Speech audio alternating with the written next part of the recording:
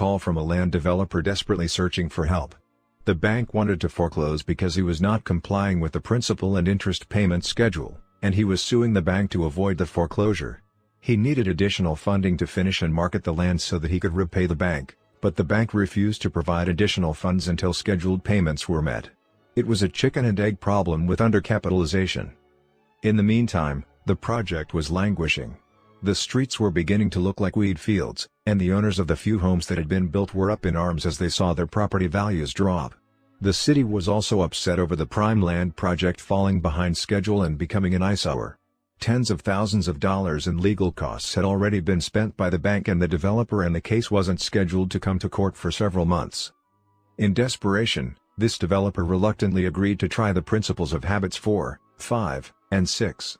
He arranged a meeting with even more reluctant bank officials. The meeting started at 8 a.m. in one of the bank conference rooms. The tension and mistrust were palpable.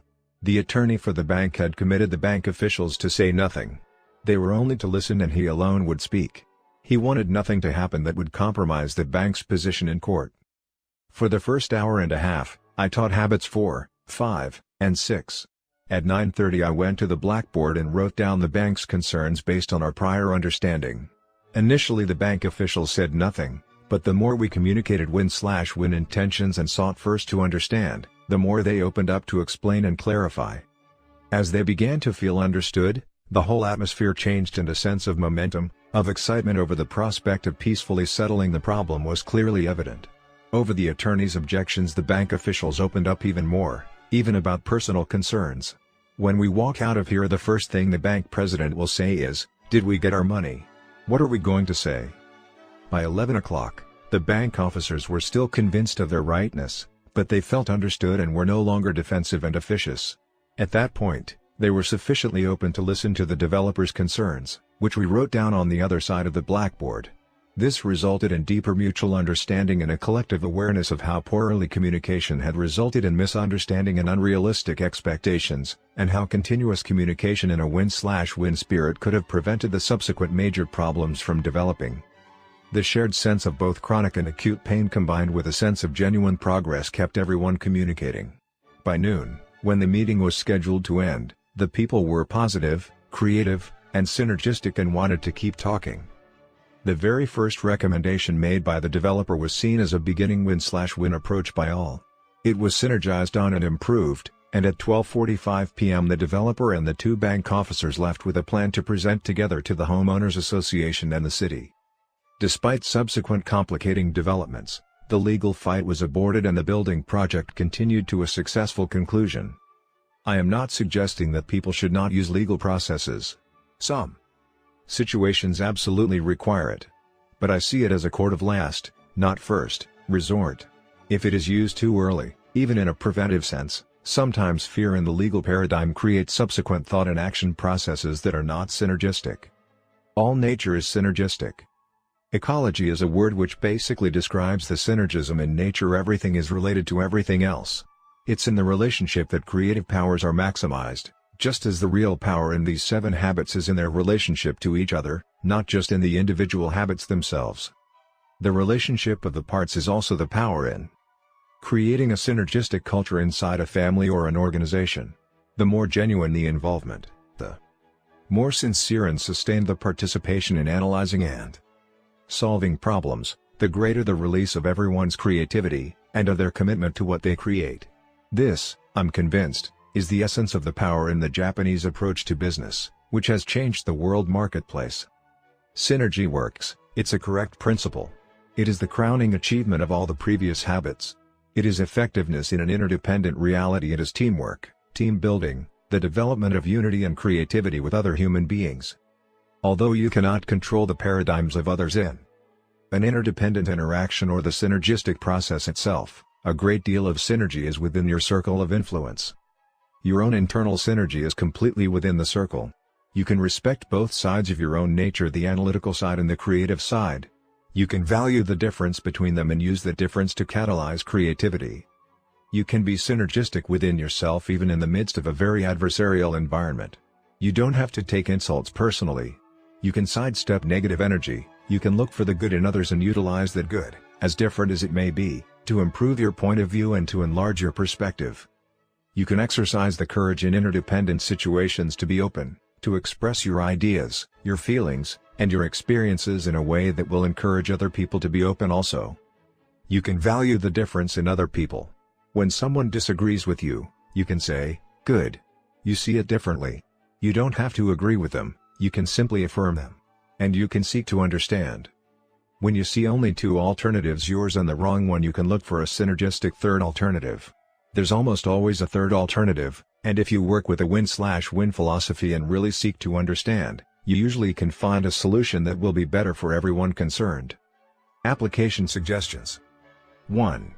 Think about a person who typically sees things differently than you do. Consider ways in which those differences might be used as stepping stones to third alternative solutions. Perhaps you could seek out his or her views on a current project or problem, valuing the different views you are likely to hear. 2. Make a list of people who irritate you. Do they represent different views that could lead to synergy if you had greater intrinsic security and valued the difference? 3. Identify a situation in which you desire greater teamwork and synergy. What conditions would need to exist to support synergy? What can you do to create those conditions? 4. The next time you have a disagreement or confrontation with someone, attempt to understand the concerns underlying that person's position. Address those concerns in a creative and mutually beneficial way. Part 4, Renewal. Habit 7, Sharpen the Saw. Principles of Balanced Self-Renewal. Sometimes when I consider what tremendous consequences come from little things, I am tempted to think, there are no little things. Bruce Barton. Suppose you were to come upon someone in the woods working feverishly to saw down a tree. "What are you doing?" you ask. "Can't you see?" comes the impatient reply. "I'm sawing down this tree." You look exhausted. You exclaim, "How long have you been at it?" "Over 5 hours," he returns, "and I'm beat. This is hard work." "Well, why don't you take a break for a few minutes and sharpen that saw?" you inquire. "I'm sure it would go a lot faster." "I don't have time to sharpen the saw," the man says emphatically. "I'm too busy sawing." Habit 7 is taking time to sharpen the saw. It surrounds the other habits on the 7 habits paradigm because it is the habit that makes all the others possible. 4 dimensions of renewal. Habit 7 is personal PC. It's preserving and enhancing the greatest asset you have, you. It's renewing the 4 dimensions of your nature: physical, spiritual, mental, and social/emotional. Although different words are used, most philosophies of life deal either explicitly or implicitly with these 4 dimensions. Philosopher Herb Shepherd describes the healthy balanced life around 4 values: perspective, spiritual, autonomy, mental, connectedness, social, and tone, physical. George Sheehan, the running guru, describes 4 roles: being a good animal, physical, a good craftsman, mental, a good friend, social, and a saint, spiritual. Sound motivation and organization theory embrace these 4 dimensions or motivations: the economic, physical, how people are treated; social, how people are developed and used; mental, and the service, the job, the contribution the organization gives; spiritual. Sharpen the saw basically means expressing all 4 motivations. It means exercising all 4 dimensions of our nature, regularly and consistently in wise and balanced ways. To do this, we must be proactive. Taking time to sharpen the saw is a definite Quadrant 2 activity, and Quadrant 2 must be acted on. Quadrant I, because of its urgency, acts on us, it presses upon us constantly. Personal PC must be pressed upon until it becomes second nature, until it becomes a kind of healthy addiction. Because it's at the center of our circle of influence, no one else can do it for us. We must do it for ourselves. This is the single most powerful investment we can ever make in life: investment in ourselves, in the only instrument we have with which to deal with life and to contribute. We are the instruments of our own performance, and to be effective, we need to recognize the importance of taking time regularly to sharpen the saw in all 4 ways. The physical dimension. The physical dimension involves caring effectively for our physical body, eating the right kinds of foods, getting sufficient rest and relaxation, and exercising on a regular basis. Exercise is one of those Quadrant 2, high-leverage activities that most of us don't do consistently because it isn't urgent.